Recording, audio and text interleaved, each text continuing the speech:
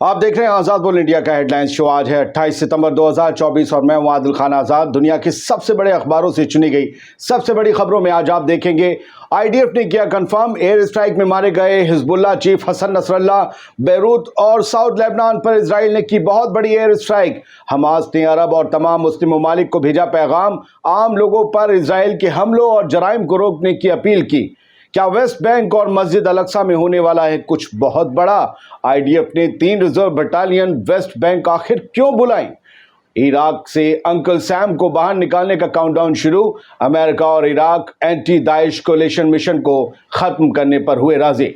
और रूस ने छोटे देशों को दी बड़ी वार्निंग, कहा नाटो की शह पर जो दिखा रहे हैं हमें दम, वो याद रखें हमारे पास है न्यूक्लियर बम। तो चलिए सर शुरुआत करते हैं इस शो की। और सबसे बड़ी खबर आज की यही है कि इजरायली डिफेंस फोर्स ने इस बात की कंफर्मेशन की है कि हिजबुल्लाह के जनरल सेक्रेटरी, हिजबुल्लाह के चीफ, उनके सबसे बड़े जिंदा दुश्मन हसन नसरल्लाह को आईडीएफ ने मार गिराया है। एक एयर स्ट्राइक जो कल शाम हुई थी बेरूत में, उसमें हिजबुल्लाह चीफ हसन नसरल्लाह मारे गए हैं, ये आईडीएफ ने कंफर्म किया है। और कई और बड़े कमांडर्स जो कम से कम साउथ के फ्रंट के थे, साउथ लेबनान के, उनको मारने का दावा आईडीएफ ने किया है। याद रखिए, ये मैं कंफर्मेशन नहीं कर रहा, ये आईडीएफ का दावा है। और आईडीएफ में हर्जी हलेवी आकर जब स्पोक्स पर्सन के तौर पर आईडीएफ का कोई बयान देते हैं तो बड़ी जिम्मेदारी से देते हैं। लेकिन क्या हसन नसरल्लाह वाकई मारे गए हैं? क्योंकि अभी तक लेबनानी वेबसाइट्स इस बारे में कुछ भी नहीं छाप रही, वहां के अखबार नहीं छाप रहे। साथ ही ईरान के जो प्रेस टीवी वगैरह हैं उन सब ने ये कहा नहीं, हसन नसरल्लाह सही है। लेकिन ईरान के अंदर आज एक बोर्ड फ्लेक्सी मैंने देखा, वहां के फोटोज, हिजबुल्लाह इज अलाइव, लेकिन हसन नसरल्लाह इज अलाइव नहीं लिखा था।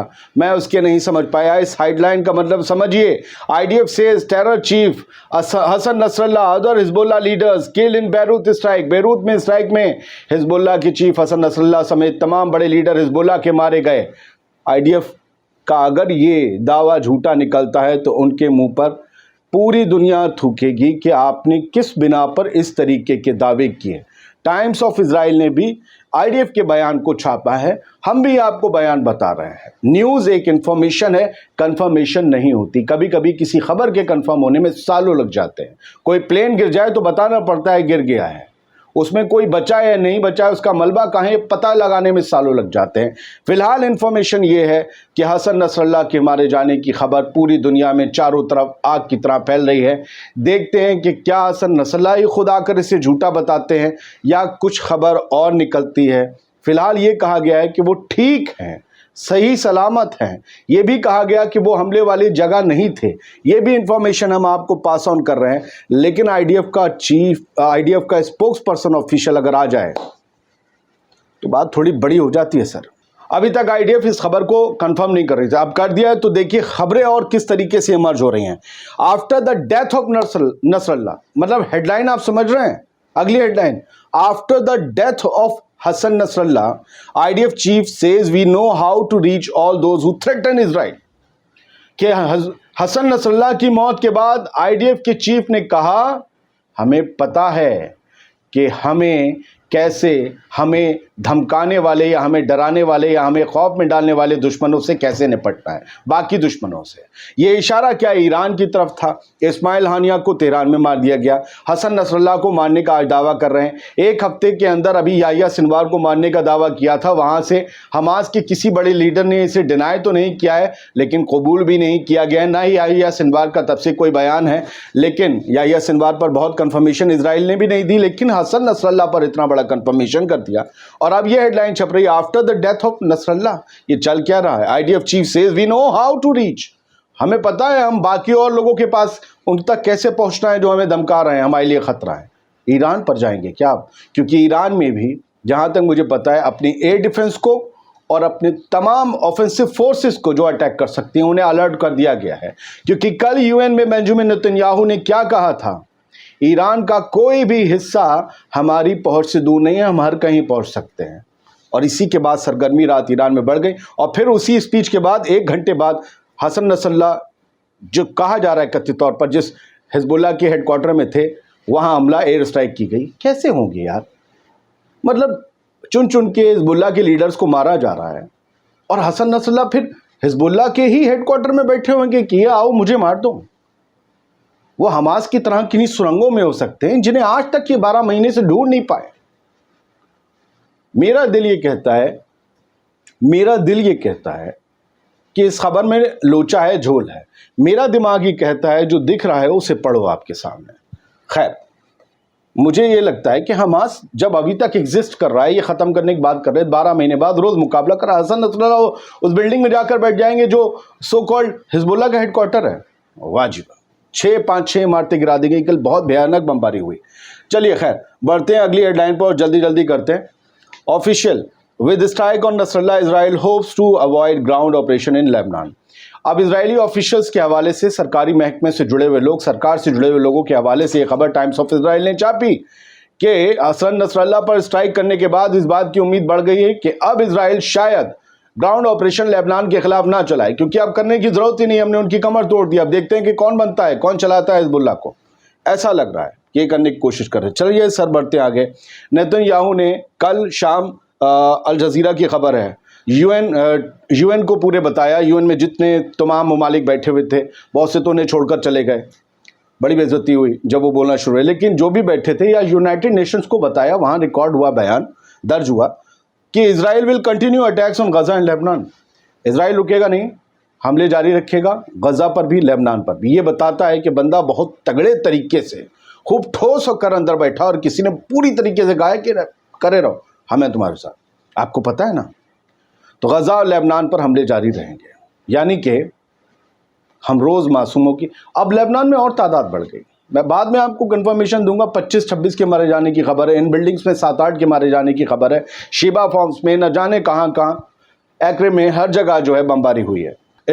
ईरान की न्यूज़ एजेंसी, इन्होंने हेडलाइन दी है और ये कहा है कि जो हिजबुल्लाह है उसने कई मिसाइल अटैक लॉन्च किए हैं हाइफा पर, और अब तो नॉर्दर्न इलाकों पर भी हैं, जो मैं बता रहा हूँ। लगातार जो है बहुत बड़े बड़े हमले जारी हैं।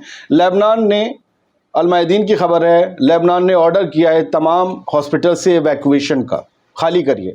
जो सदर्न बैरूत के साउथ के इलाके में भी बताते हैं कि हिजबुल्लाह के लोग ज़्यादा रहते हैं। बैरूत जो राजधानी लेबनान की, एक तो साउथ लेबनान और फिर बैरूत का भी साउथ। तो यहाँ पर जितने अस्पताल हैं उन्हें खाली करने का ऑर्डर दिया कि ये अस्पताल भी तबाह हो सकते हैं और इनमें इजरायली बमबारी में मरीज़ भी मारे जा सकते हैं। इरना न्यूज़ एजेंसी जो हैं, उन्होंने ये 2 तस्वीरें दी जिनकी स्क्रीनशॉट देख रहे हैं। ये ताज़ी खबर है, दोपहर 1 बजे की। इन्होंने ये कहा है कि लेबनान के हिजबुल्लाह जो है वो लगातार नॉर्थ के जो इलाके हैं फ़लस्तीन के, इजराइल के कब्ज़े में, वहाँ पर और गलीली इलाके में लगातार मिसाइल और रॉकेट बैरेट से हमला कर रहा है और बड़े हमले कर रहा है हिजबुल्लाह। खैर, थोड़ी 1-2 खबरें इधर की ले लेते हैं, फिर वापस हम मिडिल ईस्ट पर आते हैं। Sir, attack Russia and be reduce to a stain, Medvedev, ठीक है। तो ये कहा गया है रूस की तरफ से उन तमाम छोटे ममालिक को जो नेटो की शह पर दे रहे हैं धमकी रशिया को, क्या हाँ ठीक है, नेटो अगर हमला करने की देगा तो हम रूस पर हमला बोल देंगे। एस्टोनिया एक छोटा मुल्क है, उसने ऐसा कहा, तो रशिया की तरफ से कहा गया कि ठीक है, रशिया पर अटैक कर लो, तुम आ जाओ, देखते हैं तुमने 56 इंच की छाती है कि तुम्हारे पास 55 इंच की छाती, आओ ज़रा आओ, देखें तुम्हारी आँख का कलर लाल है, क्या चीज़ लाल है, आओ ज़रा हमला करो हम पर, और be reduce to a stain, एक दाग बराबर रह जाओ या दाग की तरह साफ हो जाओ, कुछ भी इसका आप मतलब समझ सकते हैं। अंग्रेजी में एक चीज़ के बड़े मतलब है, भला हम तबाह कर देंगे तुम्हें, सीधी धमकी का मतलब ये है, आओ हमला करो। क्योंकि नाटो की शह पर बहुत छोटे छोटे मुल्क एक बहुत विशाल बड़े मुल्क को, रशिया को धमकी दे रहे हैं। एस्टोनिया के टॉप जनरल, उन्होंने प्रिम्प्टिव स्ट्राइक्स ऑन रशिया के बारे में कहा था कि हम नाटो की सर्विस में हाजिर हैं जब कहिएगा। अरे हुजूर, आप 2 कहोगे हम 4 मारेंगे। तो ये है, तो इसे जो है सिलर स्टेट बताते हुए, sillier the state the greater the arrogance of its individual insane leaders, Medvedev ने ये कहा है। चलिए सर, बढ़ते हैं आगे।